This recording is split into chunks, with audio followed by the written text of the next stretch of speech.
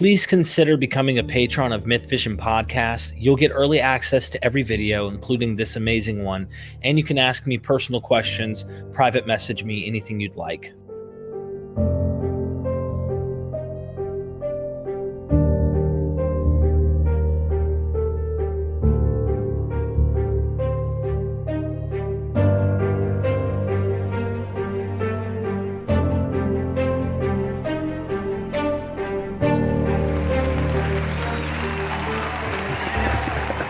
Dr. John J. Collins, thank you so much. Again, a good friend on my Patreon, Michael Baca, says for Dr. Collins, and I'll just read everything he has, so that way you can address both, or I might read one and then read the next after you're done addressing it. When Daniel, as well as the Gospels and Paul's views of second coming, say that one like a human being, or son of man, coming with the clouds of heaven, Daniel 7:13, was this intended to be taken literally?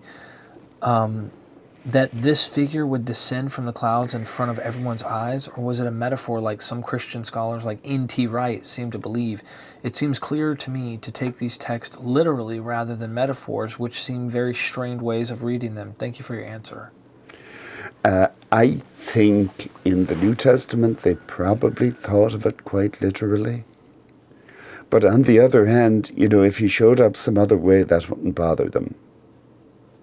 I think with all visionary accounts like that, there's some flexibility as to the details. But, I don't think you can explain the second coming, say, in the Gospel of Mark, as just a metaphor for, the rise of the church or something like that.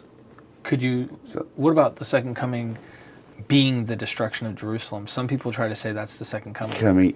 Again, I don't see that this washes, really, because the second coming needs to be something that will establish the right order.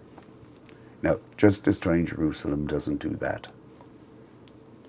And it certainly is something that they believed would involve Christ. And again, the destruction of Jerusalem doesn't do that. There is, I am afraid, a strand that I wouldn't say it's peculiar to British scholarship, and it certainly isn't universal in British scholarship, but it's very prominent in a kind of mildly conservative, N.T. Wright would be typical of it, that kind of tries to reduce apocalyptic imagery to common sense. There's nothing commonsensical about that literature. Yeah, like the moon will be dark and the stars will... That's all just poetic language. It is poetic language, right. but nonetheless, I think they obviously expected something big to happen. And it doesn't matter so much whether the moon gets dark, but there's got to be some kind of upheaval. And that Jerusalem temple just doesn't fit the complete picture. It certainly does not. Okay, Michael Baca says, another for Dr. Collins, in your book, What Are Biblical Values? You seem to imply that child sacrifice might have been a commandment in the Torah, Exodus 22, 29 through 30. Can you elaborate on this? This seems to be out of step with what I grew up hearing. Who did it? I don't doubt that it is out of step with what I grew up hearing. Give me the passage again, and we'll just read the passage, and... I'll finish what he says real quick, and I'll give you the passage. The passage is Exodus 22, 29 through 30, and then he says, I grew up hearing that the distinction of Christianity and Judaism was that they didn't practice child sacrifice like their pagan counterparts. Thanks for your answer. Well, here's Exodus 22, 29 in the New Revised Standard Version. The firstborn of your sons you shall give to me. You shall do the same with your oxen and with your sheep. 7 days it shall remain with its mother. On the 8th day you shall give it to me. What does it mean to give it to me?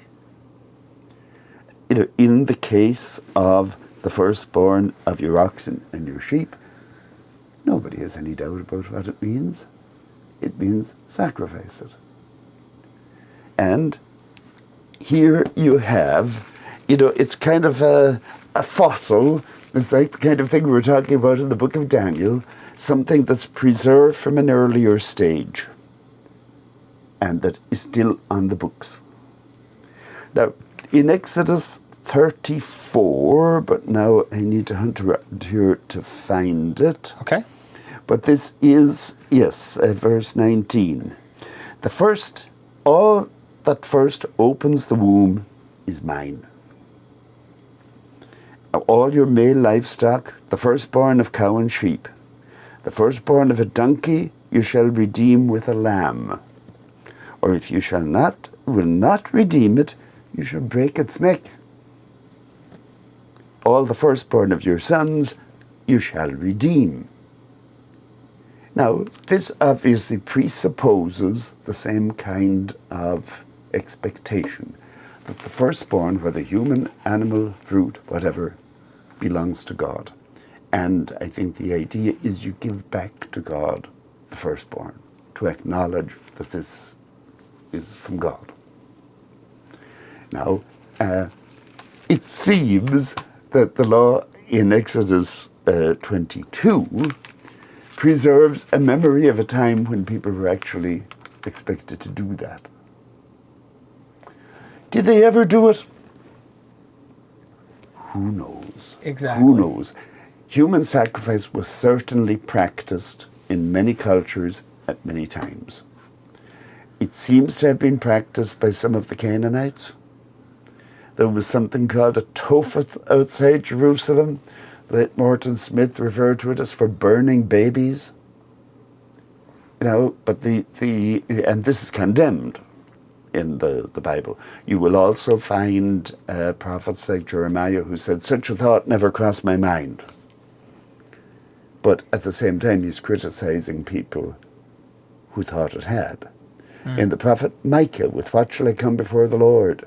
Shall I offer my firstborn for the sin of my soul? This was not inconceivable. Is there in Abraham and Isaac, and then also there's a daughter in Genesis. There's Jephthah's daughter. Right. That's in Judges. That's right. I thought it was Genesis, but she walks in the door and he's like, "You Lord, why?" You know, he's freaking out. Yeah. I mean, that didn't. And the implication in Judges is certainly that he carries it out. He goes through with it. He burns her. That's the implication. Now, was this done? I'm sure it must have been done sometimes. Was it done with any frequency? Who knows? Who knows? We have no data. There is a book by a man named Heath Durrell, who did a master's degree here and then did his PhD at Johns Hopkins, I believe, who argues that it wasn't practiced. But I'm not entirely persuaded by that. But I think, I would figure it as probably exceptional. You know, it would be hard to imagine that people would do that on a regular basis. Right. Now, the one thing, if I were to try and poke back critically, and I like your response, on the 8th day, you have to give your, how do Jews, rabbinic, I'm sure they've had this criticism thrown at them. Do they say, well, the 8th day, all you're doing is you're dedicating and circumcising on the 8th day. So all this is a circumcision ritual, not killing them. Well, the circumcising ritual may come to substitute for it. Whether there was ever a time when everybody was expected to do it, it's very hard to know. It's kind of hard to imagine that any society would do that systematically. But on the other hand, there are several passages that indicate that this was something, it might have been thought to be a sign of heroic virtue, that only the exceptional, like Abraham, would actually do.